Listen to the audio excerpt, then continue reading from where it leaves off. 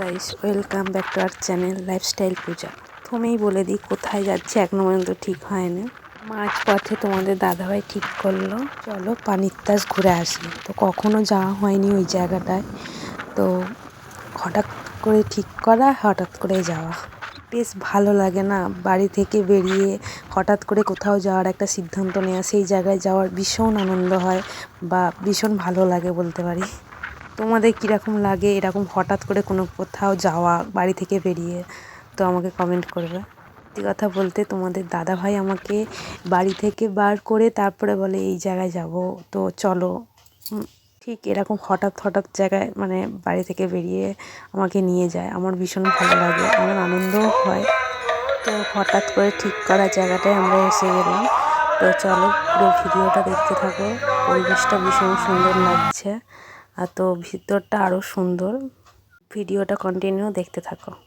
সত্যি কথা বলতে কি, এই জায়গাটায় আসার আমার অনেক দিনের ইচ্ছা ছিল, তো যাই হোক তোমাদের দাদাভাই সেটা পূরণ করেছে, আমার ভীষণ ভালো লাগছে। ভিডিওটা কন্টিনিউ দেখতে থাকো, তোমাদেরও ভালো লাগবে। এবার আমরা ভিতরে ঢুকবো। তো এখানে কোনো চার্জ লাগে না, তোমার পছন্দ মতো তুমি যা দেবে এরা তাই নেবে। এখানে শরৎচন্দ্র চট্টোপাধ্যায়ের নানা স্মৃতি জড়িয়ে আছে। প্রথমেই বলি, শরৎচন্দ্র চট্টোপাধ্যায় যেগুলো ব্যবহার করতেন সেগুলো এখনও রয়েছে, বহু পুরনো স্মৃতি। এক দাদু ছিল শরৎচন্দ্র চট্টোপাধ্যায় কোন টেবিলে বসে লিখতেন, কবিতা লিখতেন, আর কোন জানালাটা খোলা থাকতো সব কিছু আমাদেরকে বলছিলেন। এবং কোন জুতোটা পরতেন, একটা ঘড়ি ছিল সেটা একবার দম দিলে 1 সপ্তাহ চলতো, সব কিছু আমাদেরকে বলছিলেন সেই দাদুটা। তো দেখতে থাকো, তো কন্টিনিউ ভিডিওটা দেখতে থাকো। এটা লিখতেন, এটা ওনার লেখার ঘর ছিল। সামনে চেয়ারটা লক্ষ্য রাখুন, চেয়ারটা বসতেন, টেবিলে খাতা রাখতেন। এই জানলাটা দেখছো, জানলাটা খোলা থাকতো। বাইরে যে বাঁশগাছ পাঁচিলটা আছে ওটা খোলা থাকতো। রূপনারায়ণ নদী খেতে বইতো। ওনার জুতোটা লক্ষ্য রাখুন, ওনার লাঠি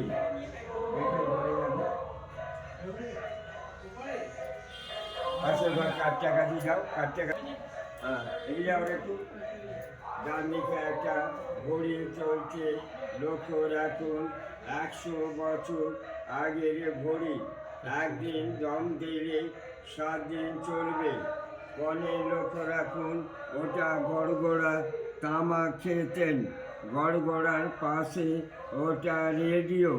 আলমারিতে যে বইগুলো দেখতেন উনি পড়তেন। আর ওই সাদা প্রেমে পাশে বাঁধানো ছবি, নাতি নাত বইয়ের ছবি। আর সোফাটায় উনি বসতেন। দেখে পাশে ঘরটা। তো তোমরা শুনতেই পাচ্ছিলে কি বলছিল শরৎচন্দ্র চট্টোপাধ্যায় কোনটা কি ব্যবহার করতেন, সমস্ত কিছু বিবরণ এখানে দিচ্ছিলেন। যে ঘোড়া, তো তোমাদের দাদাভাই সেগুলো আমাকে দেখাচ্ছিলেন আর বলছিল চলো ওপরে যেয়ে দেখাই সমস্ত কিছু। সত্যি ভীষণ সুন্দর জায়গা, পরিষ্কার পরিচ্ছন্ন, ভীষণ সুন্দর। তোমরা এলে তোমাদেরও মন ভালো হয়ে যাবে। তো কন্টিনিউ ভিডিওটা দেখতে থাকো।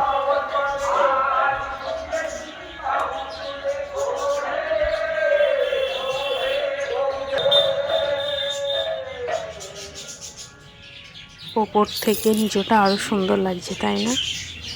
এখানে অনেক পাখি আছে, তো পাখিরও আওয়াজ শোনা যাচ্ছে। তো ওপর ঘরগুলোতে মানে কি কি আছে তো দেখতে থাকো তোমরা ভিডিওটা। বিয়ের পর প্রথম বলতে পারো তোমাদের দাদা ভাইয়ের সাথে আমি এখানে ঘুরতে এলাম, বিয়ের পর এটা প্রথম। তো তোমাদের দাদাভাই বলছিল চলো কটা ভিডিও করে দিই আর কটা ছবি তুলে দিই, তো সেইগুলি করছিলাম এখানে। তো এখানে আমাদের পুরোপুরি ঘোরা কমপ্লিট। তো এর পাশে একটা রূপনারায়ণ নদী আছে। তো তোমাদের দাদাভাই অনেক ছোটোবেলায় এখানে ফিস্ট করতে এসেছিলো, তো আমাকে বললো চলো, ওখানের দৃশ্যটাও আরও সুন্দর, ভালো লাগবে। তো ভিডিওটা কন্টিনিউ দেখতে থাকো।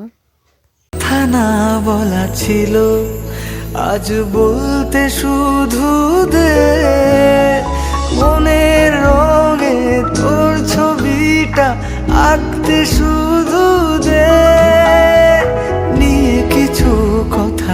তোমাদের দাদাভাই আমার ভিডিওতে কখনো আসতে চায় না, তো লুকিয়ে লুকিয়ে কিছু ভিডিও করছিলাম, তো দেখতে পেয়ে গেছে, তোমাদেরকে হাই বলছে। জোর করে করে আমি ভিডিও করাই, তো ভিডিওটা কন্টিনিউ দেখতে থাকি।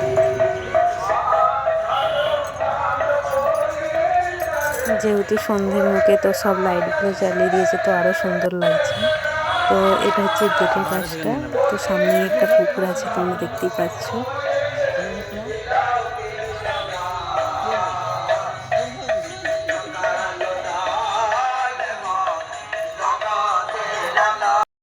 তো দুজনে হেলমেট পরে নিয়েছি, সামনে যেহেতু রূপনারায়ণ নদী আছে সেখানে যাব, তো কন্টিনিউ ভিডিওটা দেখতে থাকো। এখানে নাকি অনেকে ফিস্ট করতে আসে এই জায়গাটায়। সত্যি কথা বলতে কি এই সময়টায় এই জায়গাটায় এত ভিড় হয় তো আমিও ভাবতে পারিনি। প্রচণ্ড পরিমাণে যত সন্ধ্যা হচ্ছে আরও ভিড় হচ্ছে।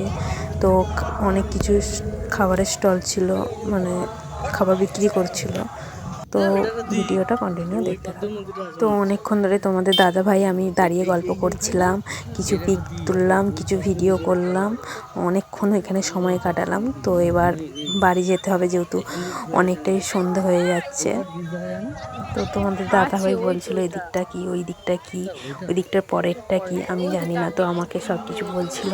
তো দুজনে এইভাবেই অনেকক্ষণ সময় কাটালাম। তো কন্টিনিউ ভিডিওটা দেখতে থাকো। তোমাদের দাদাভাই কিছু পিক তুলে দিয়েছিল, তো সেইগুলোর ছবি এখানে অ্যাড করে দিলাম, তো তোমরা কন্টিনিউ ভিডিওটা দেখতে থাকো। তো এখানে ভিডিওটা শেষ করলাম। ভালো লাগলে like, share, comment and subscribe.